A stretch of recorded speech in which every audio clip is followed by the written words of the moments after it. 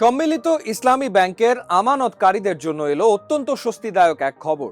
ব্যাংকটির আমানতকারীদের মুনাফার ওপর থেকে সব ধরনের হেয়ার কাট বা অর্থ কেটে রাখার সিদ্ধান্ত পুরোপুরি বাতিল করেছে বাংলাদেশ ব্যাংক।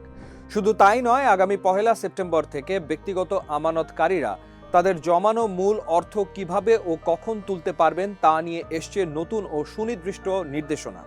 আজকের ভিডিওতে আমরা বিস্তারিত জানবো বাংলাদেশ ব্যাংকের এই নতুন সিদ্ধান্ত এবং এর ফলে সাধারণ গ্রাহকরা কি কি সুবিধা পেতে যাচ্ছেন সে বিষয়ে। তাই ভিডিওটি শেষ পর্যন্ত দেখতে থাকুন।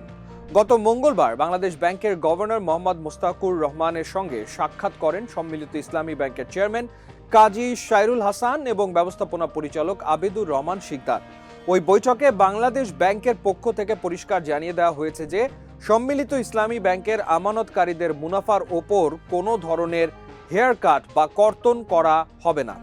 এর আগে আন্তর্জাতিক রীতি মেনে আমানতকারীদের কিছু মুনাফা কেটে রাখার সিদ্ধান্ত নেওয়া হয়েছিল, যা নিয়ে গ্রাহকদের মনে কিছুটা অস্পষ্টতা ও উদ্বেগ ছিল। তবে জাতীয় সংসদে অর্থমন্ত্রীর ঘোষণার পর বাংলাদেশ ব্যাংক এখন বিষয়টি আরও স্পষ্ট করে দিল। গভর্নর নির্দেশ দিয়েছেন সকল আমানতকারীকে যেন স্পষ্টভাবে জানিয়ে দেওয়া হয় যে তাদের মুনাফার উপর কোনো হেয়ার কাট থাকছে না।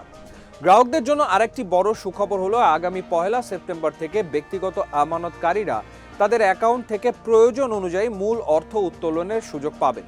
নির্দিষ্ট স্কিমের বাইরে গিয়ে গ্রাহকরা আল ওয়াদিয়া চলতি হিসাব, মুদারাবা সঞ্চয় হিসাব ও মুদারাবা মেয়াদি আমানতের মতো হিসাবগুলো থেকে এই সুবিধা ভোগ করতে পারবেন। এ বিষয়ে বাংলাদেশ ব্যাংক থেকে ব্যাংক কর্তৃপক্ষকে পরিষ্কার নির্দেশনা দেওয়া হয়েছে যেন 1 সেপ্টেম্বর থেকে গ্রাহকরা তাদের প্রয়োজন অনুযায়ী এই হিসাবগুলো থেকে মূল টাকা সহজেই তুলতে পারেন। এর ফলে গ্রাহকদের লেনদেন প্রক্রিয়া আরও সহজ ও গতিশীল হবে বলে আশা করা হচ্ছে। প্রায় 35,000 কোটি টাকার বিশাল মূলধন নিয়ে গঠিত সম্মিলিত ইসলামী ব্যাংক পিএলসি বর্তমানে দেশের সর্ববৃহৎ এবং একমাত্র সরকারি মালিকানাধীন ইসলামী ব্যাংক। ব্যাংকটির স্বাভাবিক কার্যক্রম দ্রুত ফিরিয়ে আনতে এবং আমানতকারীদের স্বার্থ পুরোপুরি সংরক্ষণ করতে বাংলাদেশ ব্যাংকের গভর্নর ব্যাংকটির শীর্ষ কর্মকর্তাদের কঠোর নির্দেশনা দিয়েছেন।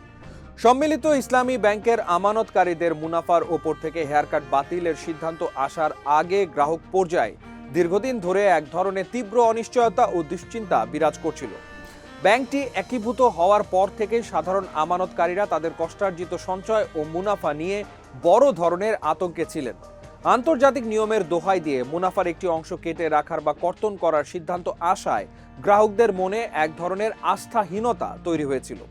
নিজেদের আমানতের সুরক্ষা নিয়ে তারা চরম মানসিক চাপে ছিলেন, কারণ অনেকেই তাদের সারা জীবনের জমানো অর্থ বা রিটায়ারমেন্টের টাকা এই ব্যাংকে রেখেছিলেন।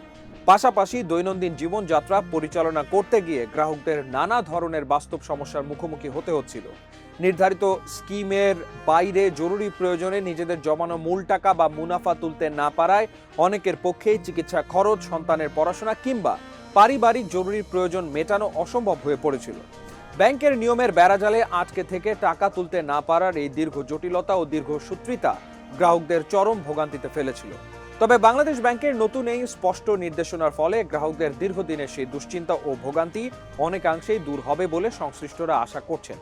আশা করা হচ্ছে 1 সেপ্টেম্বর থেকে এই নতুন নিয়ম কার্যকর হওয়ার পর গ্রাহকদের আস্থার সংকট কেটে যাবে এবং ব্যাংকিং লেনদেন আরও স্বাভাবিক ও স্বস্তিদায়ক হবে। দর্শক, সম্মিলিত ইসলামী ব্যাংকের এই নতুন সিদ্ধান্ত সম্পর্কে আপনার কি মতামত? কমেন্ট করে জানান।